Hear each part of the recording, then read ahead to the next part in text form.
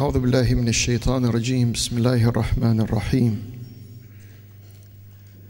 الحمد لله الذي أنزل على عبده الكتاب ولم يجعل له عوجا وأشهد أن لا إله إلا الله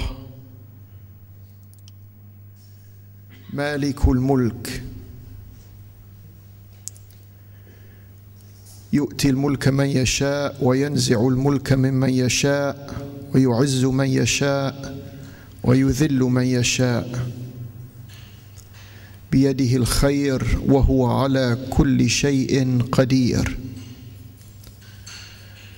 وأشهد أن سيدنا وحبيبنا وعزيزنا محمدًا صلى الله عليه وآله وسلم عبده ورسوله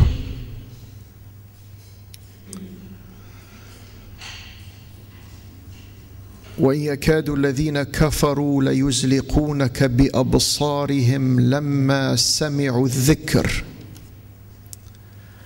ويقولون إنه لمجنون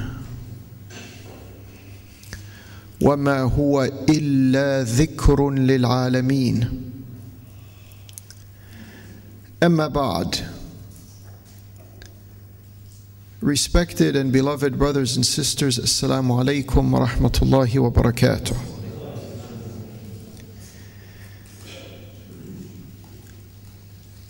I would like to thank the moderator for his kind words in the introduction.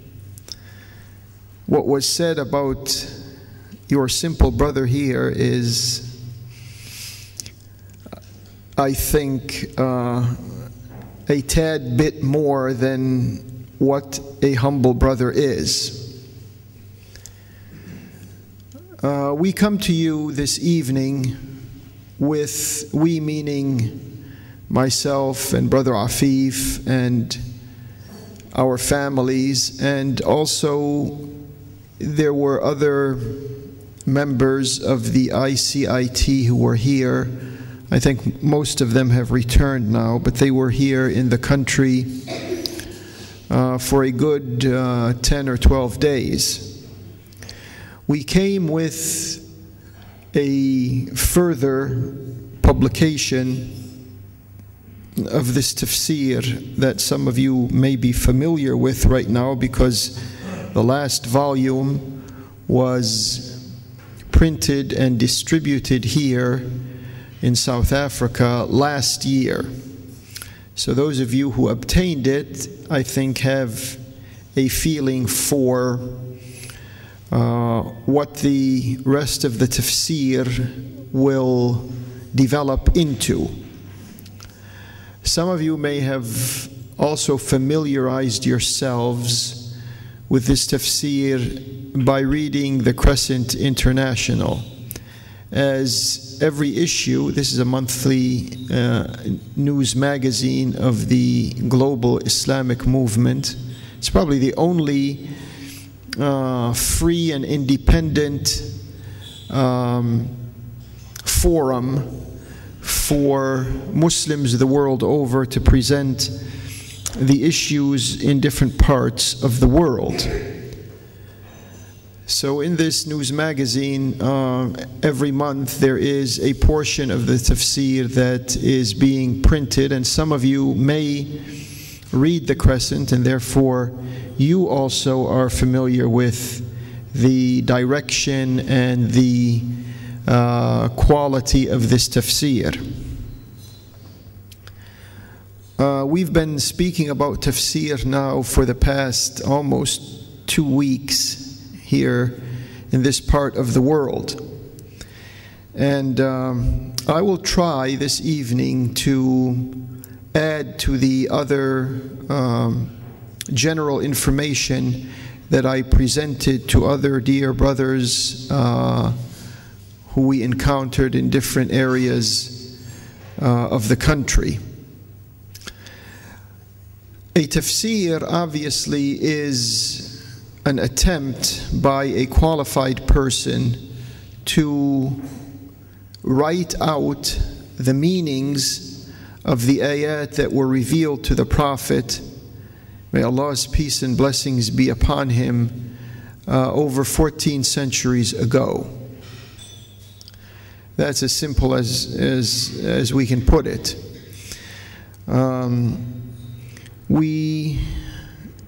If we try to count the number of tafseers in the past 14 centuries, we are probably going to count about a little over 100 that I know of. There may be, you see, the problem with Islamic literature also, sometimes there are monographs, there are tafseers that have been written by hand. I believe this or not, we're right now in the age of printing and flash print and all of this other stuff, but we still have scholars who have written many centuries ago, and their works have not been published.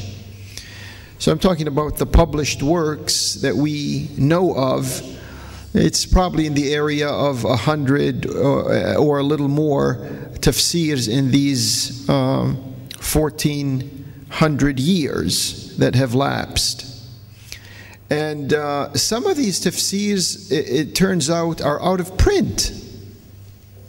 Not all of these tafseers are available.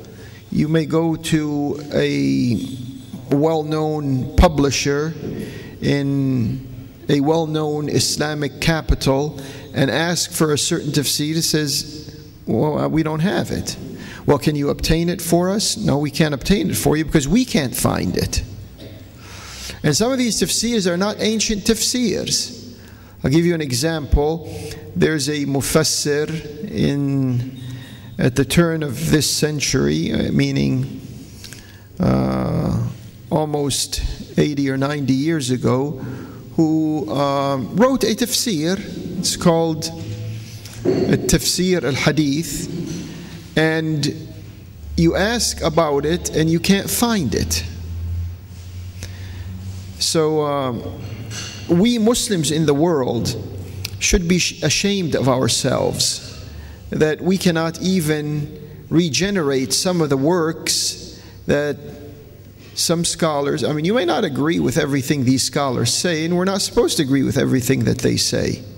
It's enough that they struggled to explain to us their understanding, qualified as they are, to explain the meanings of these ayat. If we take a look at the Qur'an, the ayat of the Qur'an, for those who do these things, because in our times many of us are concerned with memorizing the Qur'an. No one is concerned with mentalizing the Qur'an. We send our young children to madrasas or to schools or to universities or wherever, and we want them to commit the Qur'an to their memory, which is fine. No one is trying to say you shouldn't do that. No. But very rarely do we find parents who are concerned with their children understanding the meanings of the Qur'an. And there are many ayat in the Qur'an that want us to understand it.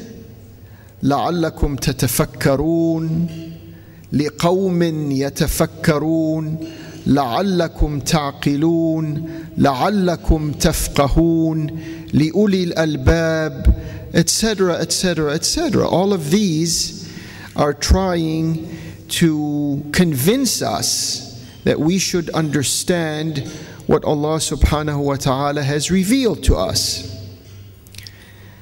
Now, I don't want to get into our contemporary problems as Muslims, because we have some Muslims who give more credibility, well, I don't want to say give more credibility, but they emphasize the hadith more than they emphasize the Qur'an. And that's like putting the cart in front of the horse. But it's a fact of life And we may have another day to speak to those types of people. But every Muslim in the world does not dispute the fact that the Qur'an is his or her number one and only reliable reference.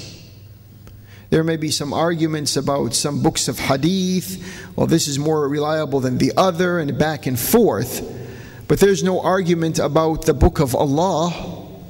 There's some book more reliable than the book of Allah or less reliable than. We know it is the truth, the whole truth, and nothing but the truth. Every Muslim will concede that. And if that is the case, then why can't we have those who are qualified explain to us the meanings of this book? Obviously, one of the problems are the governments in which many qualified Muslims live, to whom they are subject. They're citizens of certain countries or certain governments or certain states, and they'll know that these establishments are going to come down on them if they dare to express the truth about the meanings of this guiding book. Another problem is we have been loaded with centuries of a ritualistic approach to the Qur'an. This may come as a surprise to some of you, and it should if we're not thinking about the Qur'an. Yeah, why not? There are in the Qur'an ayat. Well, first let me say this. If we wanted to generalize the Qur'an into segments of meanings, in which a preponderant interpretation of certain ayat overrides another understanding or interpretation of these ayat. The Qur'an has in it verses or ayat that speak about physical laws. Of course, the Qur'an is not a science book. Let's not go here to the extremes. Please don't misunderstand me. There are ayat in the Qur'an that orient our thinking in a scientific direction. So they deal with physical laws.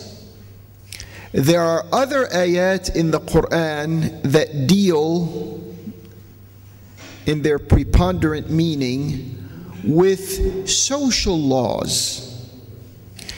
And there are other ayat in the Qur'an that have been interpreted with an emphasis on fiqhi matters.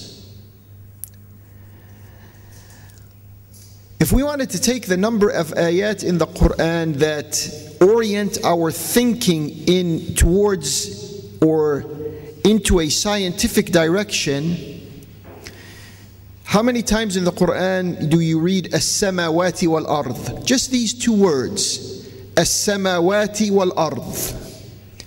There are ayat in the Qur'an about al-ma'. أَفَرَأَيْتُمُ الْمَاءَ الَّذِي تَشْرَبُونَ أَأَنْتُمْ أَنزَلْتُمُوهُ مِنَ الْمُزْنِ أَمْ نَحْنُ الْمُنزِلُونَ.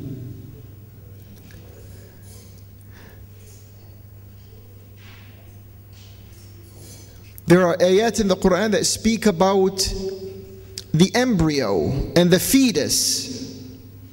There are ayat in the Qur'an that speak about conception.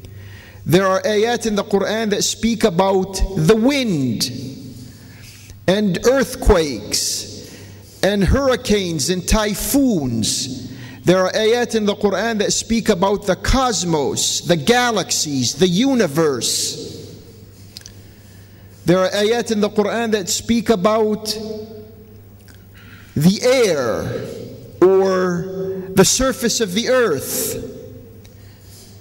There are ayat in the Qur'an that speak about the human species and the species of the jinn. And you can take the translation and the tafsir of your choice, and I challenge you to try to come up with mufassirin. They do exist, but they're not around. You're not going to go to your masjid or your public library or to an Islamic publishing house or bookstore or wherever and find these tafsirs. So we simply don't have them available or readily available. Then we take a look at the ayat that more or less strictly deal with fiqhi issues such as wudu and salah and siyam and hajj and these types of matters. How many ayat in the Qur'an would you think have this component of meaning, in which the fuqaha and our early scholars, honorable scholars of Islam, deduced their school of thought? How many ayat would you think? I'm not surprised if no one even ever thought about this, simply because we don't think about the Qur'an. But if a person wanted to track these ayat in the Qur'an, he comes up with around 150 ayahs.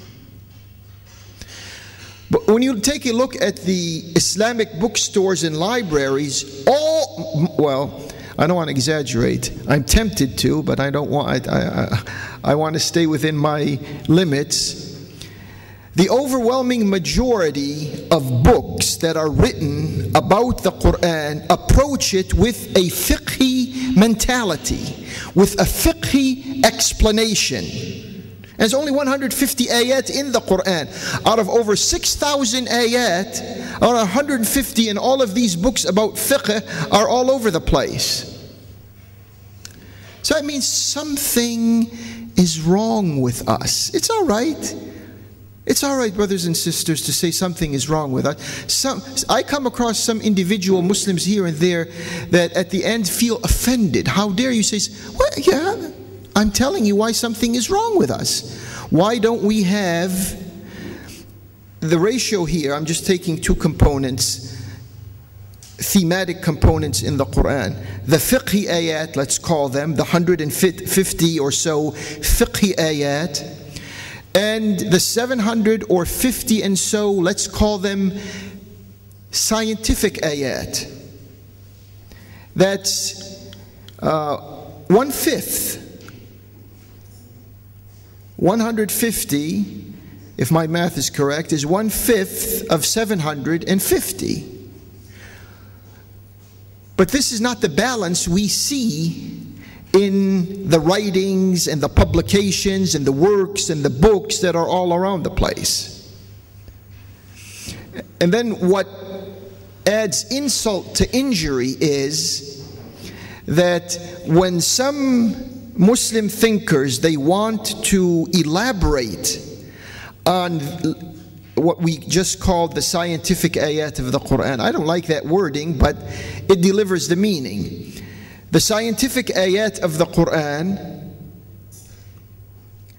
when some Muslim thinkers want to explain these meanings, and people begin to point to them, accusing them that you want to subject the Qur'an to science. No, they don't want to subject the Qur'an to. There may be one or two of them who have gone off the deep edge, but the general thrust is They don't want to subject the Qur'an to science.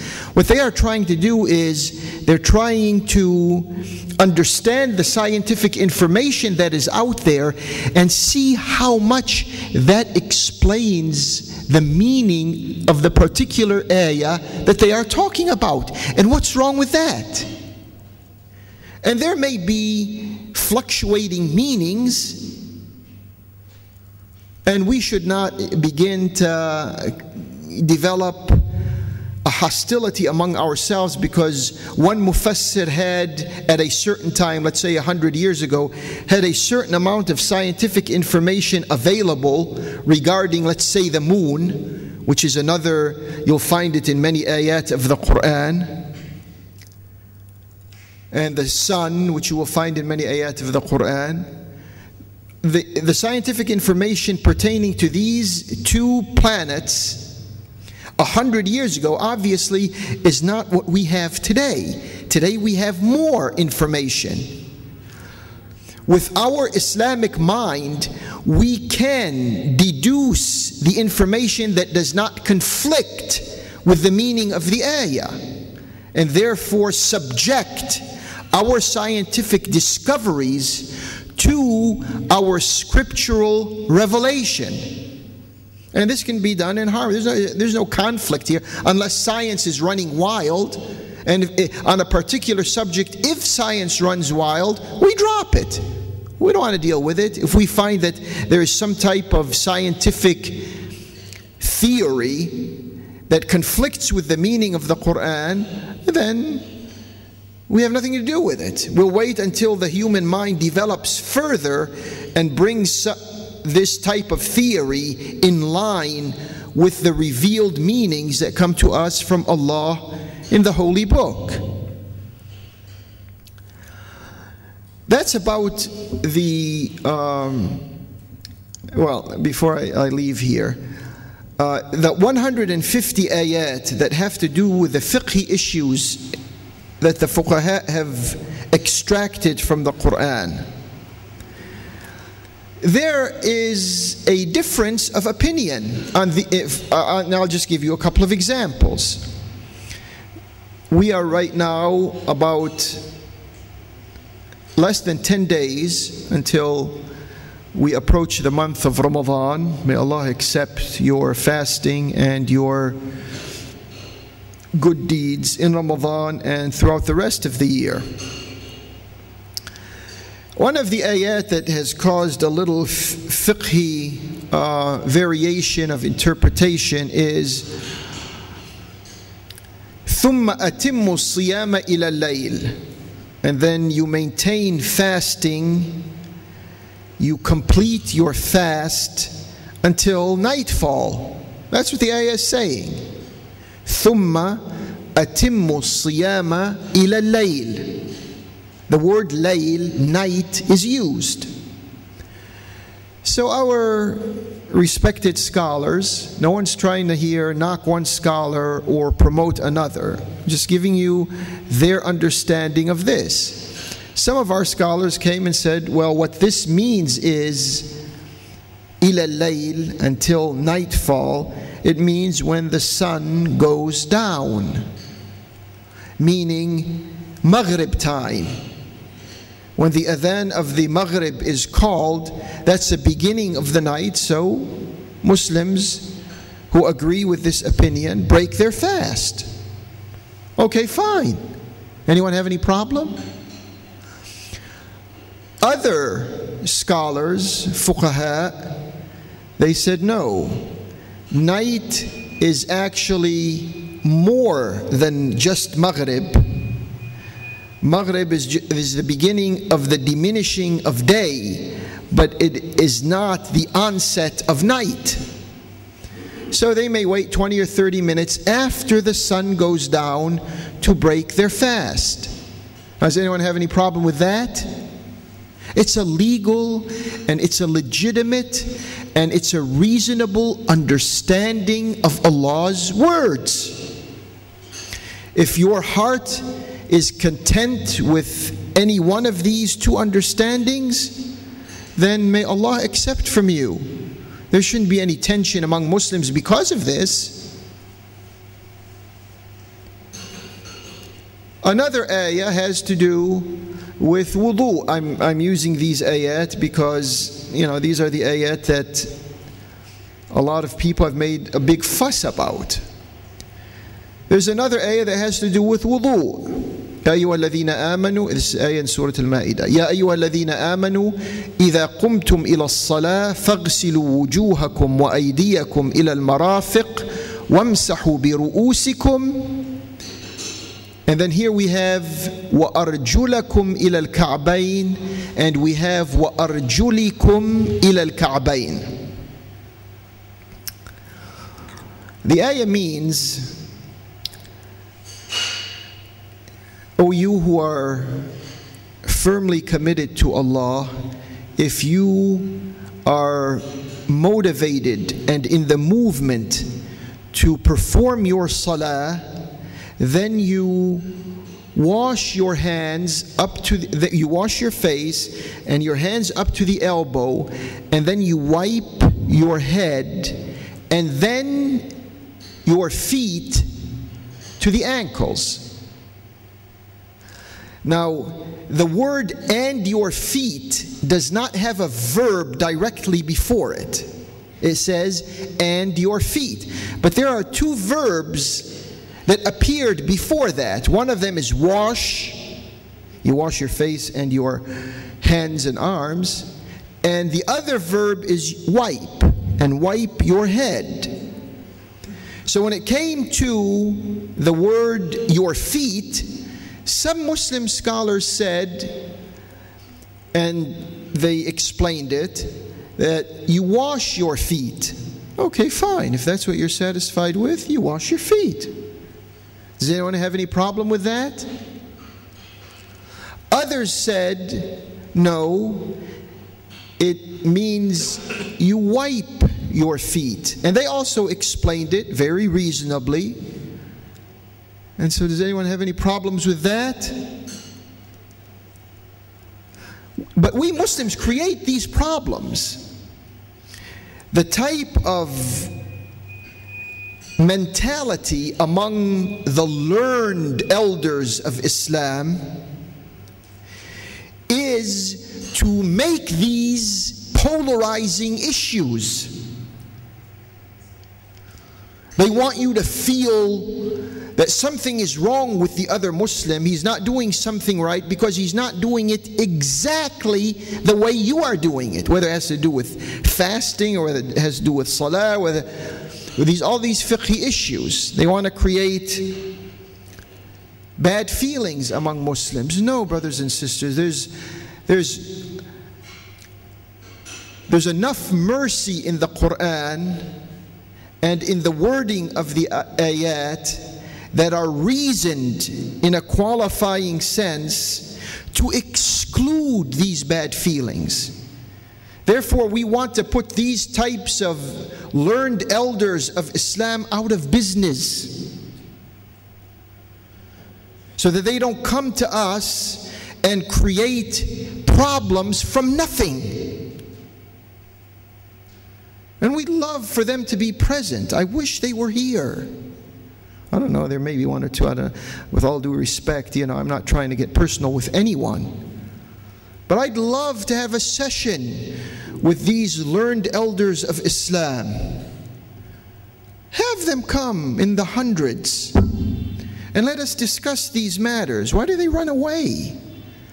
Why do they try to boycott someone like yours truly here, who's trying to explain these issues in light of the Qur'an and the Sunnah? The same references they have, we have.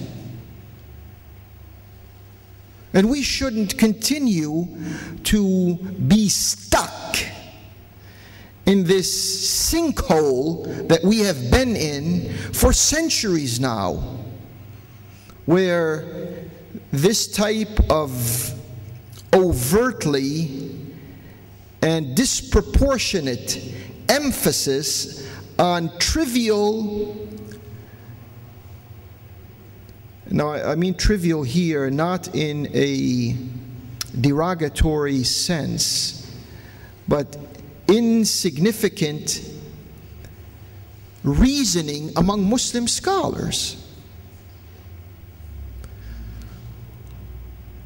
This is what has chained us from latching on to the thrust and the meanings of the Qur'an, so that we can begin a new tomorrow. I tell you, brothers and sisters, many of us waste our time and our life when we are domesticated into an understanding of Islam that is incapable of shedding light on our enemies. And sometimes, from now on, begin to count the lectures that you attend and how many of these lecturers are speaking about enemies. The word enemy doesn't figure into the normal presentation of the learned elders of Islam. It doesn't figure in. You say, no, we want to be peaceful. Don't bring up these issues. You want to be peaceful. The Qur'an itself, go and count the places in the Qur'an where the word enemy is used. لا تتخذوا عدوي وعدوكم أولياء. Don't designate my enemy. Allah subhanahu wa ta'ala is saying, don't designate or don't render my enemy and your enemy as your superiors or your masters or your allies or your proteges or your sponsors. All of these words fall under the meaning of awliya. Not this word friend that has been used by some translators, that has been picked up by Orientalists and by missionaries. They say, look at Muslims. They can't have Christians and Jews as their friends. That's because of the either misunderstanding or the mistranslation or both concerning just one word in the Qur'an, which makes us incapable of understanding that we have real enemies. Brothers and sisters, what's wrong with us opening our eyes unto the real world and realizing, hey, we really have enemies? Or else, why do we have occupations all over the Muslim world? Why can't imperialism and Zionism get the hell out of the Muslim world? Why do they invade us? Why do they steal our resources? The oil, the precious metals, what keeps the industrial world going. They speak about China, industrial power, Europe, an industrial power, the United States, an industrial power, the up-and-coming ones, the BRICS, the BRIC nations, Brazil, Russia, India, and China. All of this talk. And where do you think these industrial powers in the world are getting their energy from? And the pun is intended.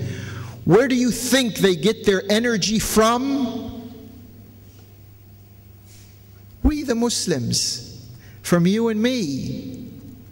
They're stealing us dry. And the reason for that is because on this level, where we are here, we cannot factor into our minds the fact, a fact that is costing us so much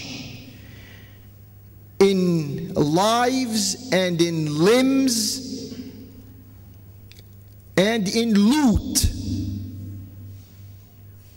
We are incapable of saying we have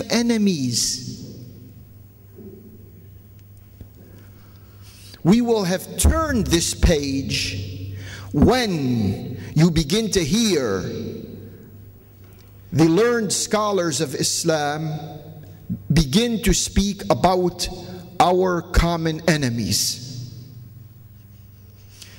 We have an internal problem,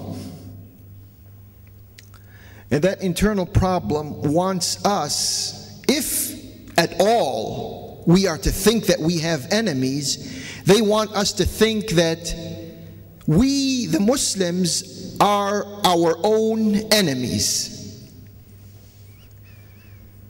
They're saying to us, if you want to use that word, if you want to think you have enemies, then you are your enemies. And when they say you are your enemies, they go back to the fiqhi inflammation that we have, and therefore a Muslim who belongs to a certain school of thought becomes the enemy of another Muslim who belongs to another school of thought. You have this artificial animosity that is being promoted, and the real enemies, they look down and they're satisfied with this. Can we ask, if we do have enemies, who is financing these enemies? Who is giving them treasury and budgets? Where does all of this come from? Once again, it comes from our own coffers. It comes from our own resources. That is where all of this is coming from.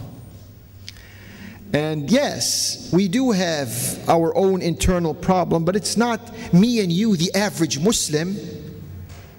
We go to Mecca all together, and in Mecca, our minds and hearts are not supposed to meet.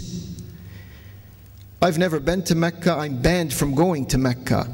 But I advise every one of you who goes there, why do you feel that in Mecca itself you remain a stranger to the other Muslim? You never really get to know the other Muslims of the world. This is supposed to be the melting pot of Muslims. But you are confined into enclaves. They talk about segregation. You got rid of racism here, and it's popping up over there in Mecca. The South Africans are in this area. The Nigerians are in that area. The Malaysians are in there. The Turks are over there. How did this happen? Where did this come from? We have segregation zones here in the Hajj.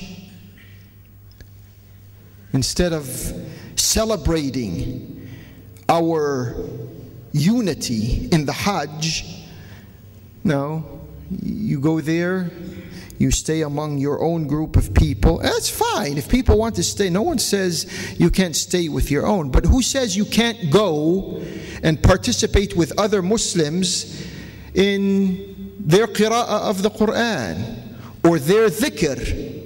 Where did this come from? But this is what happens when we take the 150 ayat of the Qur'an, and for hundreds of years we dwell on them at the expense of the rest of the over 6,000 other ayat in the Qur'an. This is what happens. This is what we get. This is what we got. If we ask ourselves, how did this happen? Just like at the Battle of Uhud, the Muslims did not win militarily. And they looked around when the dust of Uhud settled, and they looked at the Prophet and they said, Anna hadha. How can this happen? Aren't we the Muslims? And aren't these mushriks of Mecca the enemy? And the obvious answer is yes. So how can something like this happen? How can Muslims be on the verge of defeat and the mushriks claiming victory? أَنَّ هَذَا. And the answer to that was, قُلْ هُوَ مِنْ عِنْدِ أَنفُسِكُمْ. Say, Allah is telling the Prophet to say to this public inquiry, to this psychology now that expressed itself, هُوَ مِنْ عِنْدِ أَنفُسِكُمْ. It has come from your own selves. And what we have today has come from our own selves. A Shafi'i and a Hanafi should not be enemies. We had at one time this back and forth between Hanafis and Shafi'is in the Muslim world. A Hanafi would say a Shafi'i is not sure of his iman. His iman is mashkook. Yashukku fi imaneh. Ask the Hanafi, why are you saying this about another Muslim? He says, well, they say, they permit themselves, the Shafi'is permit themselves to say, Ana mu'minun insha'Allah, God willing. If Allah decrees, I am a committed Muslim.